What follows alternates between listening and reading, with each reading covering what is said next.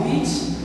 Então eu tive a alegria de saber que também é do Instituto da Consolata. Eu tive a alegria de trabalhar com o padre da Consolata lá na Bahia, lá em Senhor do Bom Fim, Padre Ramon. Então, gente, exatamente. E aí a gente sabe que eles estudam bastante, eles leem muito, eles investem mesmo na parte de comunicação que a nossa igreja precisa, tem sede, que é a comunicação, que é o visual, que é o áudio, que são coisas maravilhosas. E ele vem aí hoje para falar para nós de um tema muito legal, que o Celso, o Vicente, o pessoal da coordenação passou para ele, que é: ouça que o Espírito diz à igreja. Oh, meu Deus do céu, que lição, hein?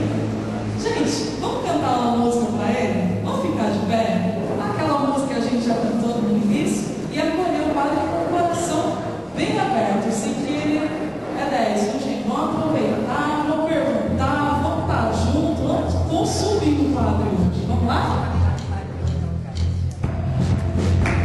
Obrigado da música. Eita, banda bonita, boa. A gente vai, eu acho que se entender aqui. Vamos cantar um pouquinho também. Bom dia a todos. Bom dia. Bom, podem sentar, por favor. Já estiveram no pé bastante tempo, né? E eu me sinto em casa assim aqui em São José dos Campos, porque desde 2005, quando nós estivemos em Ipatinga para o 11º Estudo Eclesial da SEBS, encontrei com o grupo que estava com a Bernadette. E a partir de lá, então, a gente começou a se comunicar através dos trabalhos da revista Missões, e também tenho participado de alguns eventos aqui na Diocese, principalmente das celebrações, né, do dia em que você se encontra como sede, né, o encontro celebrativo das sedes, e alguns encontros mais de setores, né, me parece, e das paróquias. Então, ela já me apresentou, e a gente tem que aproveitar bem o tempo, né?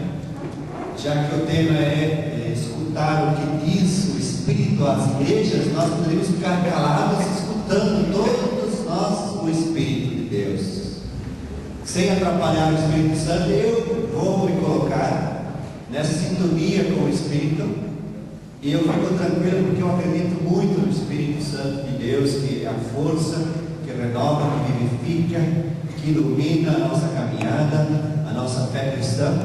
E por isso tudo que irei falar, transmitir, procurar comunicar a partir da experiência da minha vivência de Espírito dentro da nossa igreja, acredito que seja útil para todos nós. Por isso eu estou tranquilo que a voz do Espírito vai falar, e eu me coloco como instrumento nas mãos de Deus. Todo cristão, todo batizado é dispensador das graças de Deus, isto é, alguém que irradia outro Cristo, né? Cristão. Depois, dentro da igreja, nós temos vários ministérios, vários serviços, várias tarefas.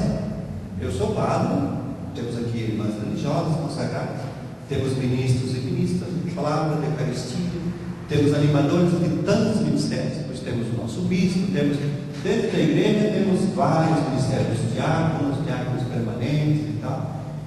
E as sedes, comunidades eclesiais de base, elas se inserem dentro dessa dinâmica, dessa pluralidade, desse dinamismo, dessa riqueza tão grande, da variedade de dons que o Espírito concede às igrejas. Portanto, nós estamos dentro de um contexto grande. Sei que não é fácil entender um só modelo de céus. Eu tenho visto tantas maneiras de viver até essa experiência de céus. Porque as sedes, ou comunidades eclesiais, praticamente se confundem com a história da igreja. Ao longo de 2000 anos, nós caminhamos para um lado ou para o outro. A história da igreja se confunde com a história das comunidades cristãs. Essas são as sedes. Então eu queria começar assim, falando um pouco por alto, né? Não dá para passar aqui 2000 anos. Vamos pontuar alguns aspectos de aonde se inserem essas séries, porque comunidades eclesiais de base, porque temos também pequenas comunidades que também têm uma outra dinâmica, mas são comunidades cristãs. Tem comunidades maiores, médias e comunidades grandes. Nós estamos dentro também de uma diocese que tem um território, que tem um bispo, que tem um conselho presbiteral, que tem ministros, que tem todas as pastorais. Estamos dentro de uma paróquia, do território de paróquia.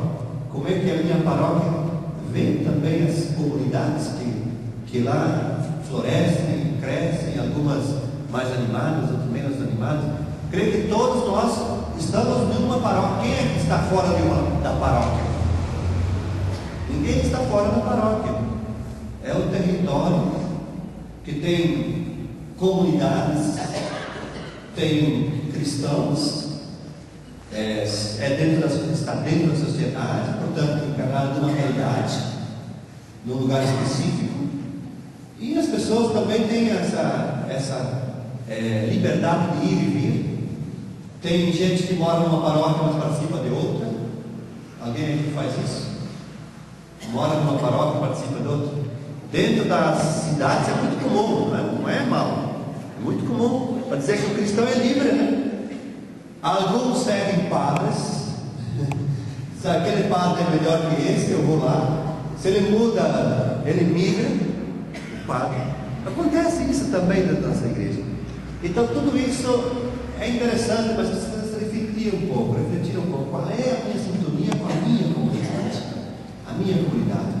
Por isso as sedes, elas vão nos levar a estabelecer um vínculo de ligação muito estreito, muito próximo com as pessoas que convivem no dia a dia comigo, na minha rua, no meu bairro, no meu quarteirão. É a minha comunidade.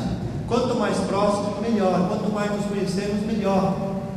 Então aí que vem a palavra que serve, é família. É família. Tem a família como um núcleo pequeno, tem uma família mais alargada dos primos, tios, avós, que na África em geral, vários países da África, eu estive por 8 anos em Moçambique, na África, trabalhando lá, e ali a família é alargada. O tio, ele é responsável por todos os sobrinhos do tio mais velho. E aí então, os avós estão muito ligados aos netos, os primos. Não existe irmãos, não existe primeiro nem segundo primo, são todos irmãos. Por isso que Jesus fala dos irmãos. Os irmãos de Jesus eram também assim, a família alargada. Não eram filhos dos mesmos pais, podiam ser dos tios, mas irmãos. E aí as sedes passam a ser o lugar onde nós podemos viver também essa dimensão da família. É a primeira característica importante. Queria então historiar um pouco, eu não sei se dá para ler, infelizmente eu acho que está muito longe, né? Mas é a sala que nós temos, né? Se estivesse mais próximo, nós vamos tentar ver. Se vocês quiserem seguir um pouco esse texto, eu vou falar assim livremente, não vou ler esse texto, mas se quiserem tomar nota